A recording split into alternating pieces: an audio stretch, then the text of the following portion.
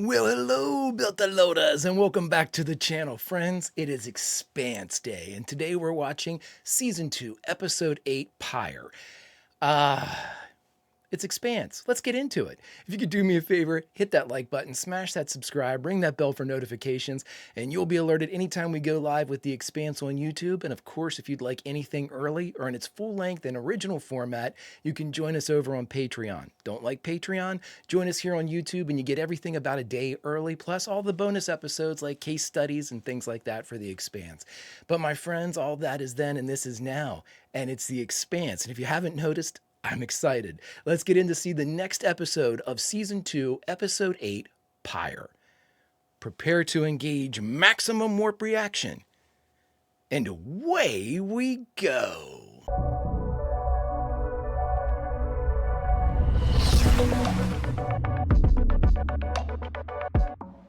I will say this. Work sucks for many of us. And there's very few respites that you can find in whatever form that you find them in that can make you forget about the things that are troubling you. The Expanse is one of those for me. And you know what? I often think to myself when I'm watching these things, because in editing, I enjoy this fucking show as much as I do when I watch it. I don't think it's ever going to change. I think that this show, as tense as it is going to be a source of escape for me for the rest of my life. Oh, beautiful. Earth, right? Mars doesn't have anything like this. Earth or a garden?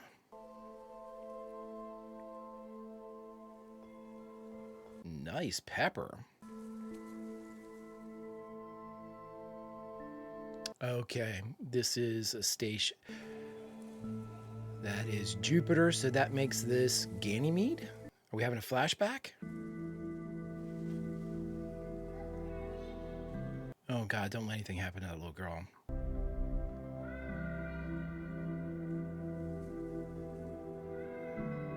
Oh God, no. Oh no.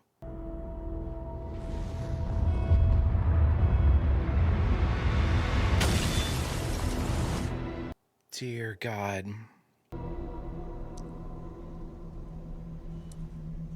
All right, he's still alive. He's still alive. Okay.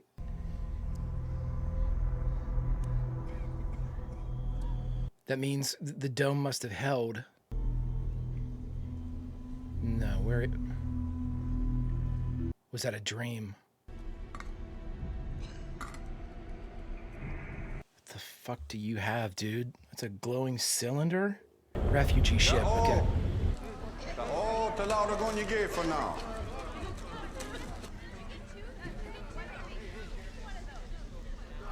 Oh my God, he's got a hell of a cut above his left ear. Me looking for me daughter May. Is she here? Dinner child here, Built-A-Loader. I was gonna say, he's a belter. Is he a farmer? Dr. Meng? Prax? Dr. Meng. Doris. So nice to see you back on your feet. Did he say Doris? Maybe? Well, It's okay. Where's his... I'm assuming it's his daughter. Where's his daughter? saw a mirror falling. There was a battle in orbit. Nobody knows what started it. But one of the mirrors was destroyed. So he's just waking up? She was at a doctor's appointment at the clinic in Sector 4. Sector 4. I'm so sorry. But do you know, Half or... the mirror came down on Sector 4. Oh, no, dude. May is gone. Oh, man. No. I just met this guy, man.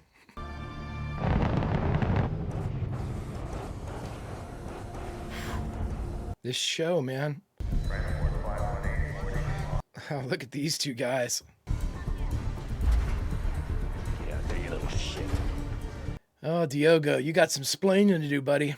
Imam Waras, what doing here? None of your business. For the good, better stay back. Trusted you, little shit. I need Fred, be careful. doll's gonna be fist for the bow. You drank the Kool-Aid, huh, Diogo? Where's my guy Miller to set you straight, man? Now, with that being said, would I fall for Dawes' shit too? Probably. I need to know more about the OPA. It's not your fault. Dawes outplayed us all. No, Alex, you did exactly what you're supposed to do. A four-man skiff registered to the Harbour Master's office on Ceres pushed off from the opposite side of the rig. You're telling me we can't catch that shit? Why wasn't the skiff locked down? Clamps were released manually at the berth. So Dawes obviously had inside help. But so that's it. They're just gone. Dude, everybody at the docks, they're all OPA. Either you're doing an incredibly shitty job or you're no longer in control of the people who work for you. That's enough. Or you helped him. Here's my paranoia. Drummer, please tell me you're not working for him because we saw you two together. Fred Johnson. We have traveled far together, my Baratna. But this is where we must part ways. In what respect? I have tried to teach you the Beltway. I have failed. I have failed. Oh, shit. You preserved what you could of this terrible new weapon and took it back to Tycho with you. And we have taken to you as a brother. But this You called him friend of the belt last episode. is the way it has been until now. Oh, boy. No more. I have stolen your secret, Fred Johnson. And I am giving it to the belt. Oh, Anderson, you're playing right into their hands, buddy. They need destabilization. I thought we had... But you're going to light the fire again, aren't you? When the Earth forces withdrew, the MCRN pushed all of their ships into the relief effort. Get back, Ted! The MCRN. The UN withdrew. There's no money in ferrying refugees. Or botanists. Now, correct me if I'm wrong, but that was a joint... Ganymede is a joint UN and Mars. Oh, my God. Do you want to be alone? No. No. So why would the UN just, like, abandon Jesus? There's no point in going back now. It'll take them years to rebuild this station. God, it suffered that much damage? So if it suffered that much damage and Ganymede is the #1 food production thing for the, I guess, the system, yikes. We could start over together. So are they, I wonder if they're, obviously May's not her daughter, but I wonder, are they, well, maybe not, romantic. I mean, she stayed with him, she said, after he had the coma induced. Protomolecule was talking to him. What does that mean? The same way Eros was talking. Cortazar was scanning the system for signals like that. He found one. Like those radio voices of Eros? He only heard it once. After Eros burned up. Nice. I made sure that Cortazar wasn't leaving any traces of his work in Tycho's normal logs. But if we go outside and hook into the antenna directly, we might be able to get what you need. See where it's pointed at least, right?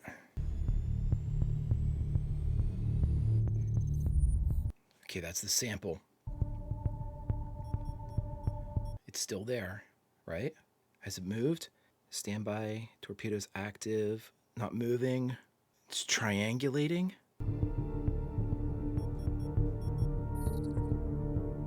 Launch torpedo.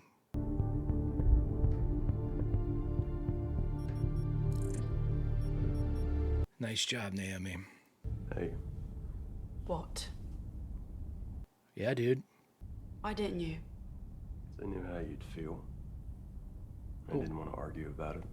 That's not a reason, my man. No, buddy, a relationship is you have the tough conversations. Ooh, Holden, that's a major league screw up. There's my guy. The hell's wrong with him? Is he drunk? Hey, where you been? Has he been hit? You gonna give me a hand? No. No. Alex, remember too, buddy, you didn't like the position that Amos had put you in. People to protect, people to follow, people to kill. He only has 3 categories. Even a friendly one, afraid that if we disobey, we will have our air cut off, our water. Oh shit, everybody's watching this stuff. We herded into chambers to be. How in the hell did they get a hold of this? That was supposed to be just to the bridge. secret, Fred Johnson? Oh no, that's the guy from Ops. That's the dude from Ops, yep. On a ship dock with us. Good ship. Help Ganymede. Take care of yourself. Yeah, I'd be wanting to get the fuck off this one too. You know we'll be competing for the same job, right? Oh, he's coming. No, I'm going with my friend. We're traveling together. Enos only. I guess I could stay. No, it's okay. Doris. Muscat thrust for other ship to dock, okay? So hold, ready for 0G. Why did he only want the inners in there? I think to get rid of everybody, less mouths to feed.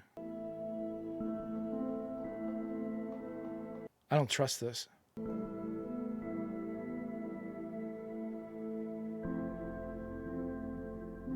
He's a belter. He saved him because he's a belter.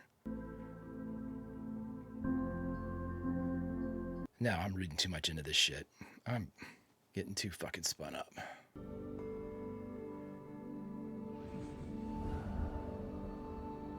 Oh my God.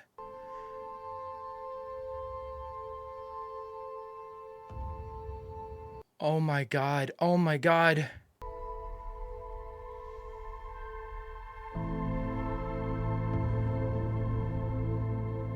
Why the fuck would they do that? Enos wrecked Ganymede. Belter life first from now on. You lucky Belter loader. Oh my God, she's still alive.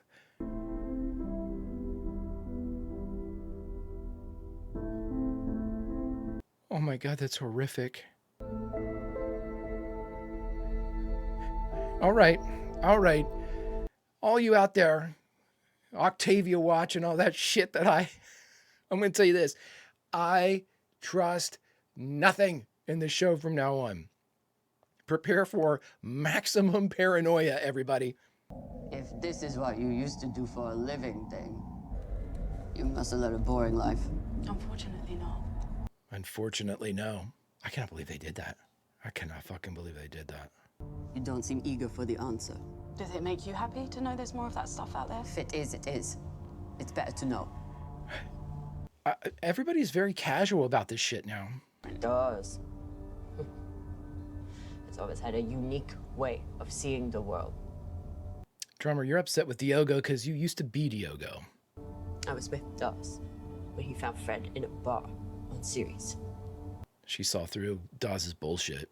Dawes spoke to him, showed him a different path. Must have been quite the conversation. It was more than talk. It was a baptism. You found what Cortazar found. On Ganymede. It's that fucking thing that attacked Bobby. There's protomolecule on Ganymede Station. Jesus, this show. We know that the protomolecule learns that it keeps on changing. Which means Ganymede could be worse than Eros. Even if it is. Then we go there, find it, and shut it down. But is the same protomolecule that was on Eros? The protomolecule is out in the world now. We just have to accept that. There's not going to be a world. How do you deal with it? Please note that all refugees will be subject to ID and medcheck immediately upon debark. Tycho TC out. What are you up to? You funneling information? Welcome to Tycho Station. All new arrivals must register their ID. My God, he is a hell of a... That is a really realistic looking scar. We've seen her before. Oh, it's a crime. I need to report a crime. Okay, what happened? Shit, I came in on crew. They threw a bunch of people out in airlock, everyone from Earth and Mars. I don't understand why they did that. If they were this close to Tycho. Get some food, grab some mat space and rest. There's other people from Ganymede here. Maybe there's somebody you know. Hey, Bernie, here you go. This for you. Oh, Alex. All new arrivals must register their ID. Oh my God, Doctor. He has nobody. The show does a great job of making you care for people you just met. More people to worry about. For Protogen. So let's see if we can connect anyone on Ganymede to Protogen. That's a good idea. Directories on Ganymede Station show us anyone with Protogen in their employment history. can you narrow that down to scientists? Who here was on Ganymede when the battle broke out? He would be a With advanced degrees in genetics, my man. nanoinformatics, Dr. Lawrence Strickland. Strickland. He was working in a clinic as a pediatrician. Oh no. Is he on Ganymede now? Check the photos. Who are the people with him? May. Where are they now? May was at the doctor's. Oh no. Oh God. Our resources are being strained as it is. We're not going to turn anyone away. What is this guy? These guys armed? Nationwide ration plan. That will not go over well. It's the safest way. We have to consider relocation. Drummer, they're coming. You want me to go? Drummer, they're coming. Don't let your pride get in the way. Oh dear Jesus. Go, go, go. Get down! Take the shot. Get down! No one else needs. Motherfucker. Oh, they're gonna kill you. You want the missile, boss man? All them other missile. If you're not going to use them, we will. This fucking show. Oh my God, it reminds me of Battlestar Galactica, the Wall of Remembrance, the Wall of the Missing. Oh, buddy. I'm sorry. She was at the doctor's office and is in the picture with Strickland. I hate this is awful to say. I hope she is dead because if he was experimenting on her.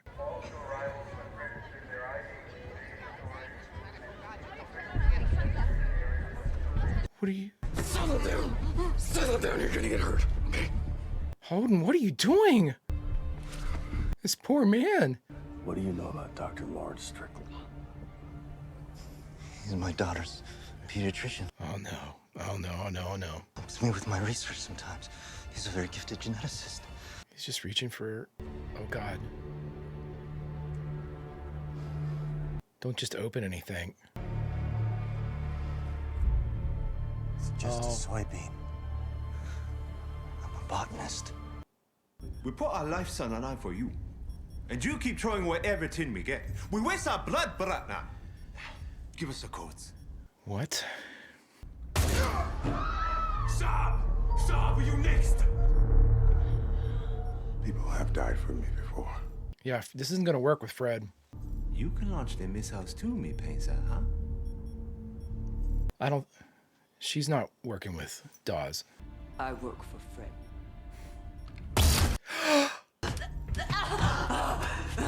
Maybe not for long, though. Oh God, oh God, oh God. Amos, we need you, buddy. Earth City of Baltimore. Lydia. That's the name that he said before Lydia. You know what your problem is? Don't. That's your answer? You don't feel like it? That's not good enough, Amos. Alex. We help each other. That's what people do. We help. That's why we have a civilization. So then why don't you help your family? Amos. They're right there on Mars where you left them. God damn you. You gonna throw that in my face? Oh, Jesus! Amos! Amos! What the fuck is going on? Amos, he is not an enemy. You gotta give yourself a fourth category, bud. I don't want to fight you, Alex. Please don't make me. Because if we do, who's gonna fly the ship? Jesus, dude. What happened to you? He's trying to figure it out. Looks like Naomi's been monitoring one of the hangar bays where Fred Johnson stashed all the nukes. Why would she do that? Because she's smart. She's smart. Looks like they're preparing to launch. Oh, okay, Amos. Ooh, come on, buddy. Gear up. It is time to go. When the mirror fell, the clinic was wiped out. Well, that's what Doris told you. Strickland turned up on Ganymede as a pediatrician. The connection is the daughter. Yeah. Corporate clinics are legally required to let parents remotely monitor their children from anywhere, right? You have children of your own? No. you please show us whatever you can of May? You're asking him to look at the daughter he just lost. This was nearly an hour before the mirror fell. Your daughter might still be alive. He knew the battle was coming. Yep. Please take me with you. Come on. You can do that. Alex, I'm busy. Look, whatever the hell you're doing, it can wait. We got a serious goddamn problem here. Oh my God. Come on, Amos. Just more oxygen for the fire of the great Belter Revolution. Oh my God. Come on, man. Use some of that shit you've got coursing through your veins or whatever trauma you've experienced to do what you do best, buddy. Fucking murder. Naomi just bypassed the air quality sensors and she's maxing out the CO2 scrubbers. How close are you to the cutoff? Almost there. Were they just gonna cut the oxygen? I sound disappointed because I wanted Amos to somehow go in guns a-blazing. The spin must be really hard to...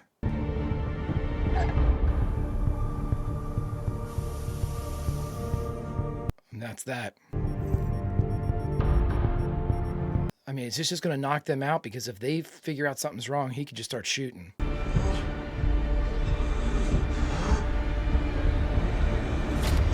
That's right, Fred. Jesus. Okay, let's get you to medbay. I see one step at a time. There you go.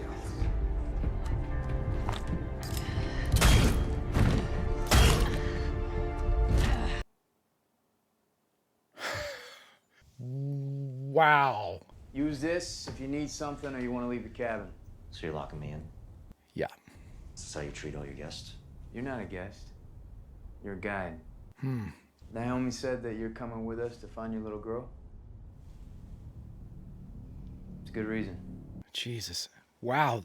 So much in this episode. Fred told you there was more proton molecule out there. But you found cortisol missing after that. Why did you? I went there to kill him. I'll do whatever it takes to prevent another Eros. Yeah, He defended Miller when he killed Dresden. How is this any different? You're not Miller. Or murderer. It's not the James Holden I know and love. Yeah, Jim, you're losing yourself, bud. I need you to remind me of who I am so I can come back. Never go, bud. Ah, see there. God, what? Tycho TC refuses to release the clamps until Fred Johnson gives his personal authorization. No, you keep your secret, Naomi. You're the only one I trust with that proto-molecule sample right now. I don't have to let you leave, you know. With all the time and repairs I put into this ship, it's hard to be more mine than yours. Oh, Fred, come on. But don't bother to come back here at all. You will no longer be welcome on Tycho Station. Go fuck yourself. Fuel or repairs, and no safe harbor for you or your people. You still think you're gonna be in charge when I get back? Yeah, right? You're just not a part of it anymore. You're free to go. Wow. Fuck him. This kingdom's almost over for Fred. Oh boy, oh boy, oh boy, oh boy, oh boy. All right, my friends, we just got done watching The Expanse, Season 2, Episode 8, Pyre. And the only thing we have left to do is to talk about it. All right, my friends, we just got done watching The Expanse, Season 2, Episode 8, Pyre. Wow, we had not just a lot of information dropped in this one, but a lot of action, a lot of actual, like, visceral moments that were thrown together, and it was almost overwhelming for me. I mean, you're going from the idea of a parent losing their child, and then you got Amos, who has things, and again, these are completely out of order and by no means, like, ranked from, like, the most disturbing or prevalent or tense to the least. This is just as I think of them. You have Meng, who is worried about May, thought she was dead. The revelation that Ganymede's gone, him waking up from that coma. Amos is suffering. We don't know what happened to him when he was beat up with his lip. He says he's searching for something, who he is, blah, blah, blah. We saw hints of that before when, he was talking to Cordiar or Cortazar or whatever. I always get him and the spy master for Christian confused. talking to him about, the procedure for the empathy thing. Now, he obviously feels that something was done to him because, Alex, what happened to you? I'd like to know that too. Okay, so we got that going on. You have Doris when she and the rest of the Inners are murdered by the Belters aboard the refugee ship. That is incredibly emotional, incredibly I'm just, all the emotions, right? And then you have the attack, the attempted coup on Tycho Station, murder, death, destruction, the fight between Alex and Amos. I mean, my God, and then there's tension between Holden and Naomi. I mean, for God's sakes, I mean, there was a ton in this. This is the first time. This is the first time that I can actually say there might have been a little too much in this one. Normally, I don't care about information. You give me as much, just make me catch up. Give me as much info as you want. I don't mind that at all. Give me more than I need. Fire hose, everything. But when you temper information delivery also with these kind of like major emotional hotspots and beats, it's tough to kind of recover from one of those and give it the weight it deserves. And then you're right on to another major emotional beat, and it's because you're thinking about May, and then Doris gets sucked out of the airlock and dies as she's, my God, that incredible visual of her literally dying in space. I mean, my God, that's a lot. That's a lot to process and kind of leapfrog to the next moment from. And I will never not like anything The Expanse does. And that's not what I'm saying here. What I'm saying is it's like this is almost needed to be 2 episodes. Does that make sense? I could have seen this episode being cut right down the middle, maybe ending with them storming the bridge of Tycho and then going on to the next episode and then filling and fleshing it out a little bit more, because there's just so damn much. And I'm not going to rehash it, but there's just a lot of really powerful emotional beats that it might have been like one or two or, too many. But that's just me. That's just me trying to spin and catch up, and just conflicting emotions watching this one. It was very few of them pleasant. All right, so let's go through. One thing I wanted to say. I wanted to say that I'm just now getting around to seeing several episodes back. Early, like right now when I'm recording this, we're in like early season 2-ish. When it's on YouTube. So I wanted to say this. I had a couple people comment to me and say, Naomi's not just a liar. You can trust what she has to say. I completely agree with you all. And I probably misspoke earlier when I always default to what Lopez said, that, she's the best liar on the boat. When I say that, I don't mean that I think that Naomi is like a compulsive liar. Like she's never telling the truth. She's always manipulating.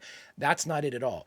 I say that, she's the best liar on the boat in the same way that I would say Amos is like the best shot on the boat. You know what I mean? I assume.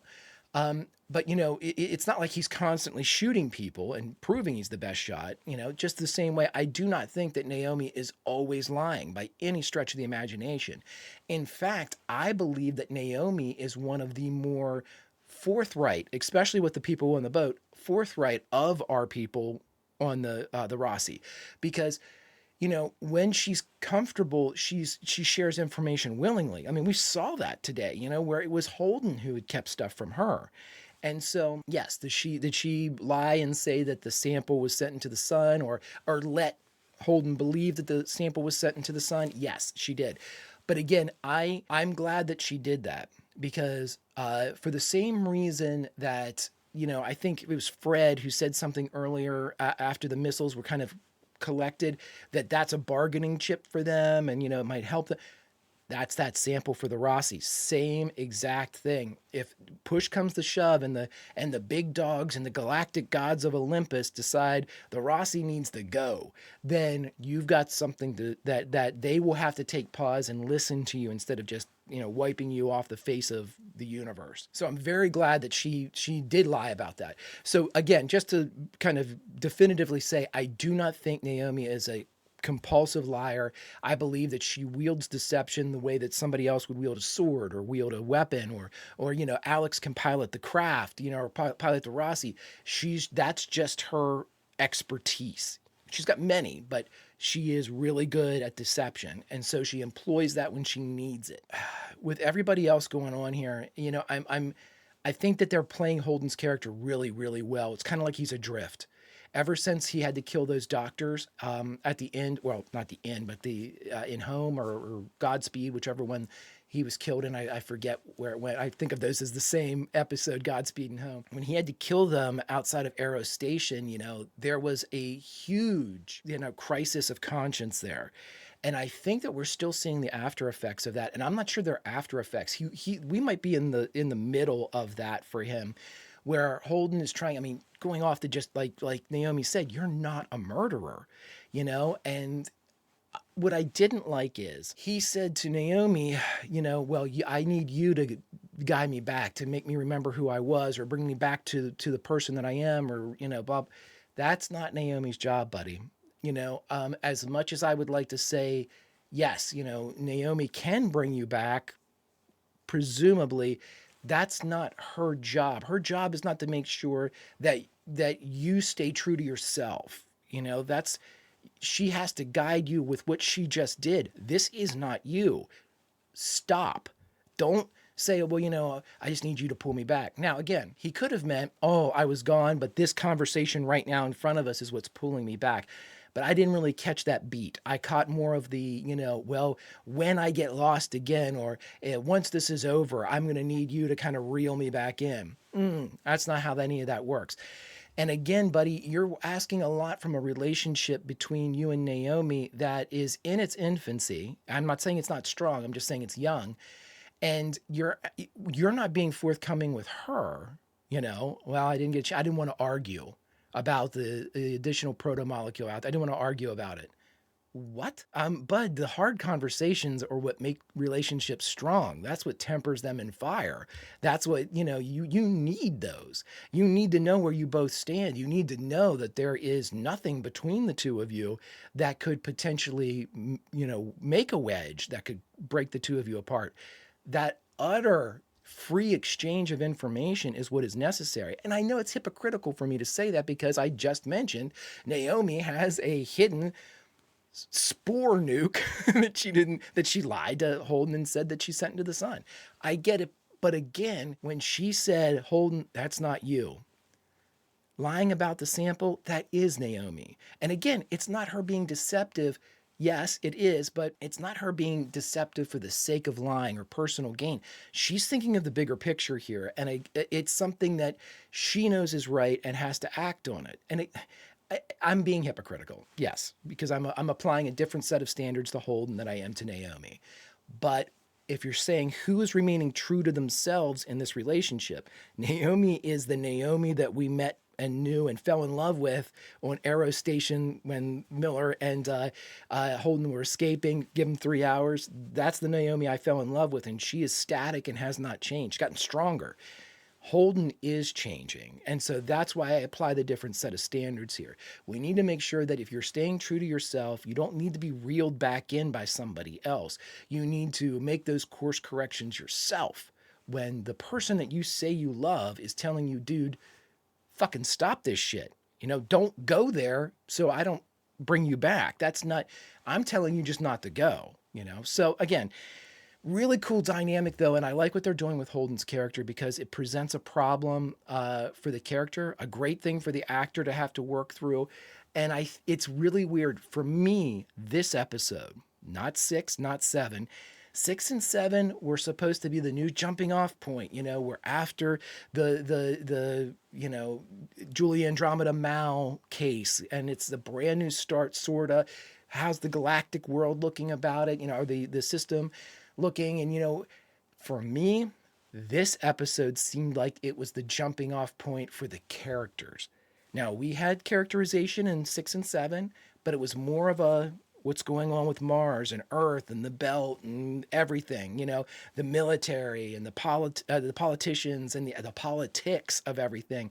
Anderson Dawes and Fred and, you know, all of these kind of leaders of men and leaders of humanity kind of, you know, brought in and kind of like, okay, let's touch base with all of those and this grand kind of, you know, expanse, umbrella of what's going on in the system. And now we finally get a chance to drill it all the way down to the Rossi. What's going on there? And for me, 8, Pyre, seemed like it was where our story started. She's on her own again. Fred says, yeah, no more repairs and free shit. All right, Fred, well, you know what? You're probably going to be floating outside pretty soon. So, I'll take your little information and command with a grain of salt, because that's exactly what Holden said. You really think you're going to be in fucking charge when we get back here? Come on now. I mean, they're not going to be able to come back to Tycho anyway, because if it becomes OPA friendly, they sure shit know what they did. Anywho, Drummer's a badass. The fact that she killed those 2 guys dead shocked the shit out of me, but was so in character. It was perfect. I'm sorry I doubted you too, Drummer, because for a second there, I thought about the conversation that you and Dawes had in the promenade area of Tycho, and I got real concerned that you had flipped. And you know what? Shame on me, because you showed with that gut wound that you had absolutely no fucks to give when it came to orders from a terrorist organization that took over your ship. I mean, awesome stuff. It made me absolutely put my foot in my mouth in that one, and I love it. I didn't need another Octavia. I'm so glad that Drummer immediately shut my shit down and said, stop it, I'm good. I'm not good, but yeah, I'm who you think I am. Okay, great.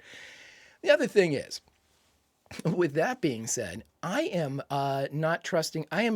Anytime my paranoia kicks in, just like with Drummer, I am going to follow and feed my paranoia, because I do not trust this world at all.